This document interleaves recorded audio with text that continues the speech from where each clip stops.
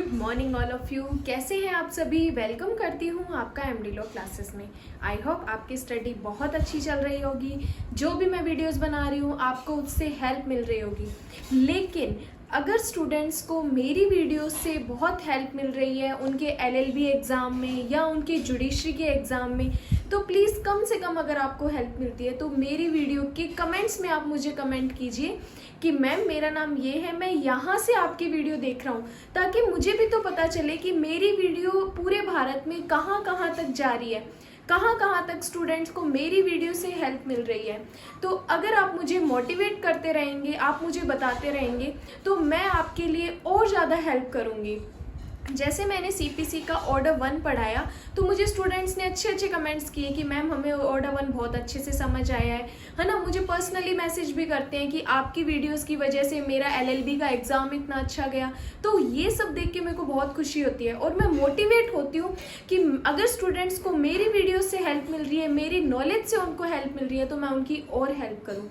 तो उसी मोटिवेशन के साथ आज अपने लाए हैं सिविल प्रोसीजर कोड का नेक्स्ट पार्ट, जिसमें अपनों ने पहले पार्ट में पढ़ा था कि ऑर्डर 1 क्या होता है, कौन कौन से रूल्स जो है प्री के लिए काम आते हैं, कौन कौन से रूल्स मेंस के लिए काम आते हैं, तो अपने वो पढ़ रहे हैं। ठीक है, आज अपने पढ़ेंगे ऑर्डर 2, 3, 4। हाँ, ऑर्डर 2, 3, 4 मैं आपको कंप्लीट पढ़ाऊंगी। जो जो रूल्स अपने इम्पॉर्टेंट है वो पढ़ाऊंगी और जो स्किप करने हैं वो भी अपने स्किप करेंगे। तो आइए स्टार्ट करते हैं ऑर्डर 2। देखिए, ऑर्डर 1 में अपनों ने पढ़ी थी पार्टीज के बारे में, वाद के पक्षकार कौन कौन से होंगे, कौन से वाद के पक्षकारों को ज्वाइन करने से दिक्कत आ रही है तो उनको हटाएंगे, कौन से वादी को जोड़ने से दिक्कत आ रही है उनको हटाएंगे, मिस जॉइंडर क्या होता है, नॉन जॉइंडर क्या होता है, ये सारा अपनों ने ऑर्डर 1 में पढ़ा था। आज अपने ऑर्डर 2, 3, 4 पढ़ रहे हैं, जिसमें सबसे पहले अपने स्टार्ट करेंगे ऑर्डर 2। ऑर्डर 2 बोलता है फ्रेमिंग ऑफ वाद की विरचना, फ्रेमिंग ऑफ सूट कैसे होगा। देखो, इसमें टोटल 7 रूल्स हैं। 7 रूल में से 2 या 3 रूल अपनों को स्किप करने होते हैं और बाकी अपनों को पढ़ने होते हैं। और अब स्टूडेंट्स को दिक्कत आती है कि मैम हमें रूल्स याद नहीं होते। एक बात बताओ, क्या जब अपने आईपीसी पढ़ते हैं, 511 सेक्शन पढ़ते हैं, तो क्या 511 सेक्शन अपनों को एक दिन में याद हो जाते हैं या 2 दिन में याद हो जाते हैं? नहीं होते ना, अपनों को टाइम देना पड़ता है। और कुछ लोग बोलते हैं कि मैम आईपीसी तो बोरिंग होती है या सीपीसी बोरिंग होती है। देखिए, सीपीसी बिल्कुल भी बोरिंग नहीं है, ये सिर्फ अपना माइंड का खेल है। अगर अपने आईपीसी को अपना माइंड इंटरेस्टिंग बता रहा है तो आपकी ड्यूटी बनती है कि आप अपने माइंड को बताओ कि सीपीसी भी इंटरेस्टिंग है। आप उसको इंटरेस्ट के साथ पढ़ोगे तो वो आपको ऑब्वियसली एंड 100% याद होगी। जैसे अपनों ने ऑर्डर 1 पढ़ा तो आप उस ऑर्डर 1 को याद कीजिए। जैसे फिर आपको ऑर्डर 1 याद हो गया, देन आप आइए ऑर्डर 2 पे। एक दिन में सारी सीपीसी नहीं हो सकती या एक महीने के अंदर सारी सीपीसी नहीं होती। जो मिनिमम इसका टाइम है वो आपको देना ही पड़ेगा। ठीक है, तो ऑर्डर 2 कहता है वाद की विरचना। ऑर्डर 2 कहता है वाद की विरचना कैसे होगी, फ्रेमिंग ऑफ सूट कैसे होगा, ये बताता है हमें ऑर्डर 2। इसमें टोटल रूल अपने पढ़ते हैं रूल 7। टोटल रूल कितने पढ़ते हैं? रूल 7 पढ़ते हैं इसमें, जिसमें पहला रूल ही अपनों को ये बोलता है वाद की विरचना, फ्रेम ऑफ सूट। ऑर्डर 2 का नाम भी यही है, फ्रेम ऑफ सूट, और ऑर्डर 2 रूल 1 का नाम भी फ्रेम ऑफ सूट है। वाद की विरचना कैसे होगी? अब इस रूल 1 में क्या है, इसमें 2 पॉइंट दे रखे हैं। वाद की विरचना किस प्रकार की जाएगी, वाद की विरचना किस प्रकार की जाएगी, 2 पॉइंट अपनों को इसमें मिलते हैं। कौन कौन से पॉइंट मिलते हैं? पहला पॉइंट ये मिलता है कि वाद की विरचना इस प्रकार से की जाएगी कि हमें अंतिम विनिश्चय के आधार प्राप्त हो जाए, अंतिम विनिश्चय के ग्राउंड्स मिल जाए हमें। वैसे आपको वाद की विरचना करनी है, अंतिम विनिश्चय के आधार प्राप्त हो जाए। ठीक है, सेकंड इसमें बोलता है कि आप वाद की विरचना इस प्रकार से कीजिए कि जो अतिरिक्त मुकदमेबाजी है उसका निवारण हो जाए, अतिरिक्त मुकदमेबाजी का निवारण हो जाए। प्रिवेंट किया जा सके, कैसे फर्दर लिटिगेशन को। तो हमें वाद की विरचना किस प्रकार से करनी चाहिए, हमें वाद की विरचना इस प्रकार से करनी चाहिए कि जो उसका फाइनल डिसीजन है, कम से कम हमें ऐसे ग्राउंड्स मिल जाए कि हम फाइनल डिसीजन तक पहुंच जाए। एंड सेकंड ये बोलता है कि अतिरिक्त मुकदमेबाजी का निवारण हो जाए। तो ऑर्डर टू रूल 1 को आप कैसे याद रखेंगे, आपको ऐसे याद रखना है, वाद की विरचना किस प्रकार से की जाएगी, वाद की विरचना इस प्रकार से की जाएगी कि हमें अंतिम विनिश्चय के आधार और अतिरिक्त मुकदमेबाजी का निवारण हो जाए। इस प्रकार से हमें वाद की विरचना करनी है। तो आप रूल 1 को स्टार कर लीजिए प्री के लिए, जुडिशरी में प्री का क्वेश्चन इसमें से पूछा जाता है। देन आते हैं रूल 2।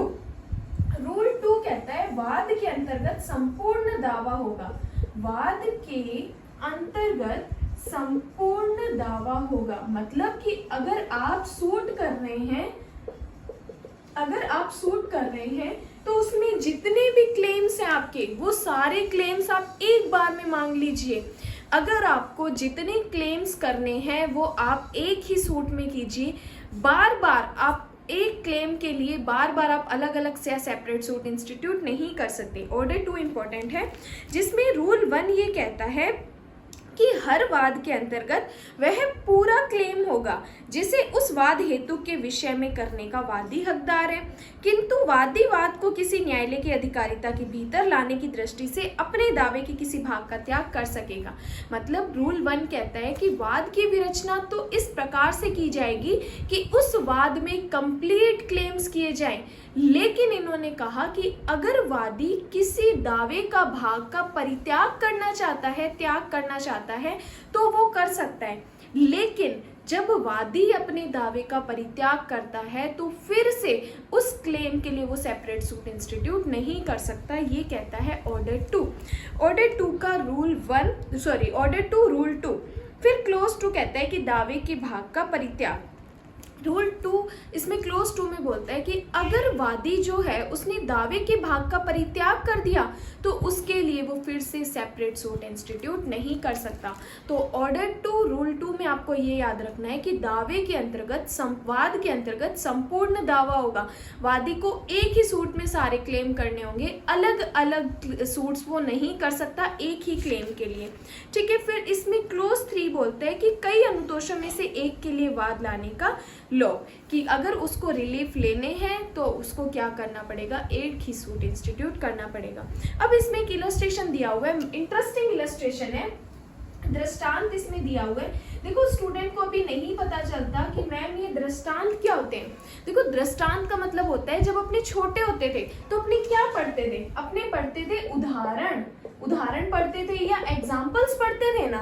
तो बस लॉ में उदाहरण को क्या कह दिया, इलस्ट्रेशन या दृष्टांत कह दिया। वही चीज है, अपने जो एग्जाम्पल पढ़ते थे, उदाहरण पढ़ते थे, वही चीज यहाँ पे है, लेकिन इसका नाम चेंज कर दिया, उसको कह दिया इलस्ट्रेशन।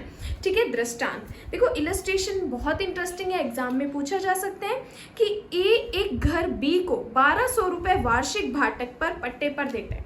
ए जो है अपना उसका एक घर है, ये ए का एक घर है, वो किसको देता है, बी को देता है 1200 रुपए वार्षिक दर पर, मतलब रेंट पे देता है। अपने ये समझते हैं ए जो है बी को 1200 रुपए में अपना घर रेंट पर देता है।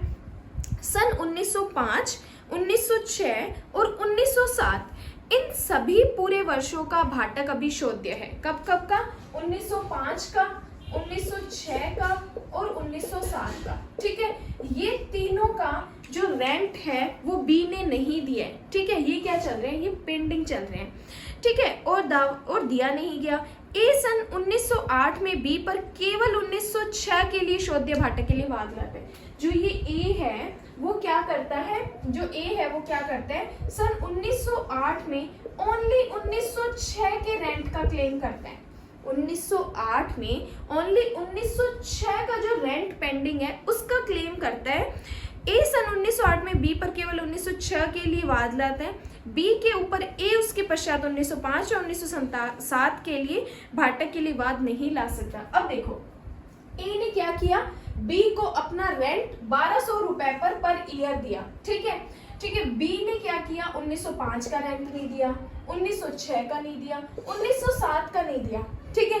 ए क्या हुआ, परेशान हो गया, जो लैंडलॉर्ड था उसने क्या किया, ए ने सन 1908 में बी के अगेंस्ट एक सूट इंस्टीट्यूट किया, जिसमें उसने केवल 1906 का ही रैंक मांगा। कोर्ट को ओनली बताया कि मुझे बी से 1906 में जो इसने किराया नहीं दिया, मुझे वो किराया इससे लेना है।